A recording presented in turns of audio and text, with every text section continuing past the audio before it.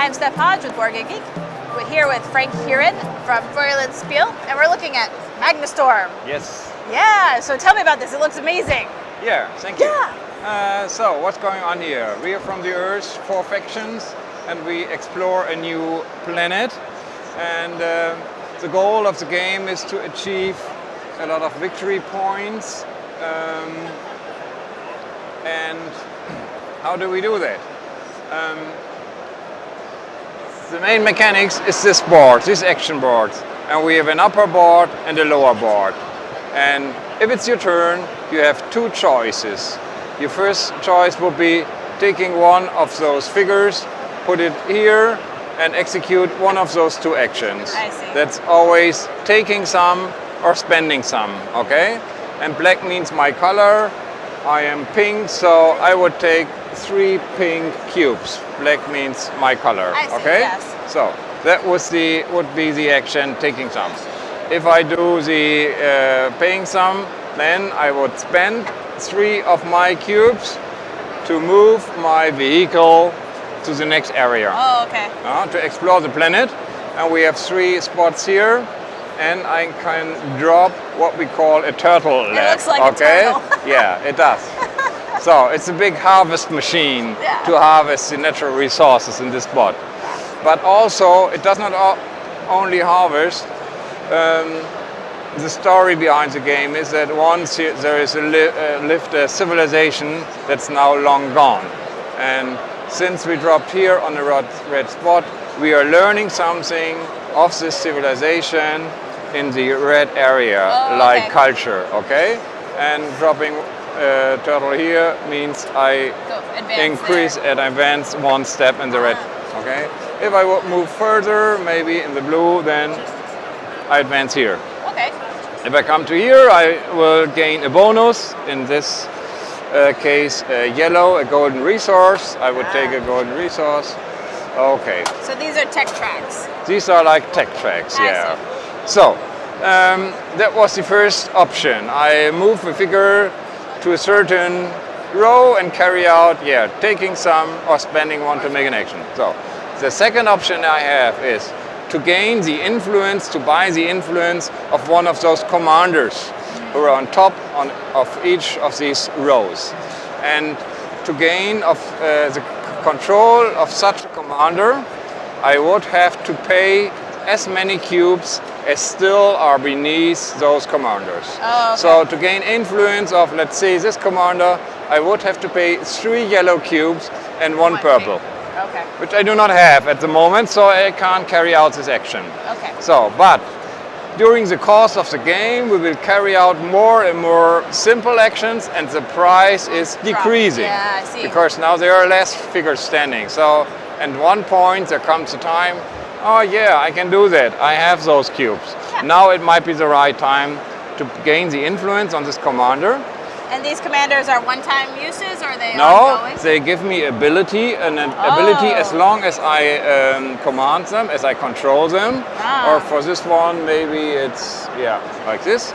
So I would then put those, I buy those figures, I put them here just to drop them off. And no one else can buy it this round because there are no more figures here. So I will control him at least this round. Maybe the next round someone else will buy this from me, and he will take over control, because by the end of the round, this is like all over the place. All over the place here. Then the first round will end, and for the second round, this board will come up again. And here we go again for the second round. And then we have a new distribution of these figures.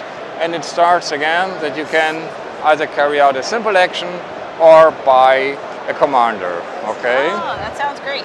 So, the main goal of the game is to achieve some recognition, some victory points. We have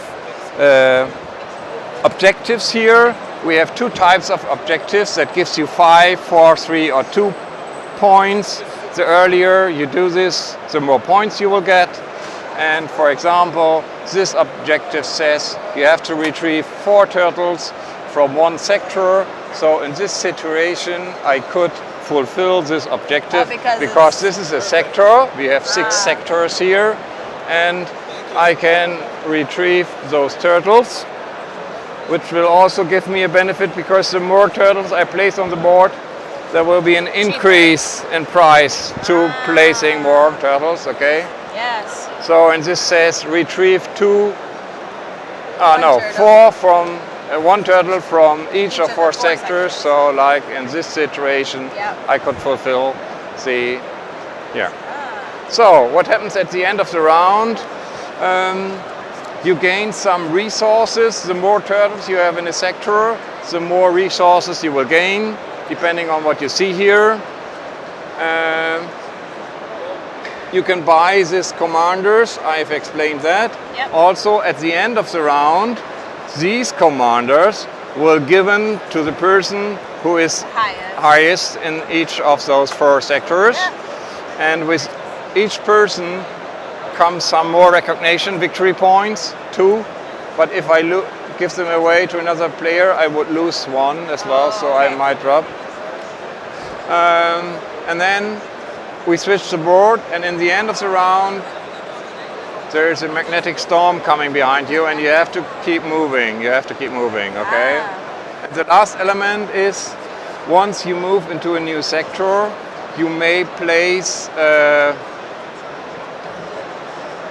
transmitter station here that allows everyone to start their position at the transmitter station, which is not good for you, but they have to pay you, they have to give you a resource as a compensation, so that is a bonus.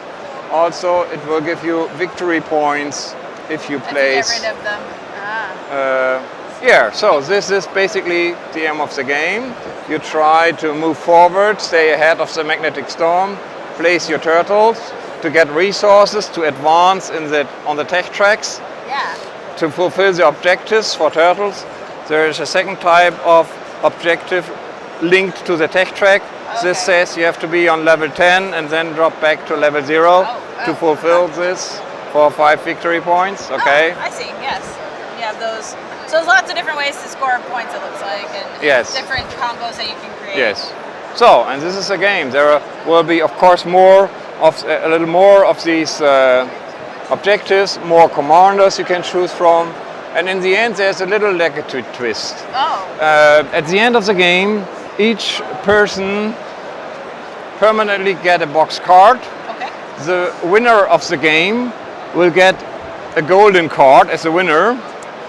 The loser of the game will get a bronze card. And all players in between will get a silver card.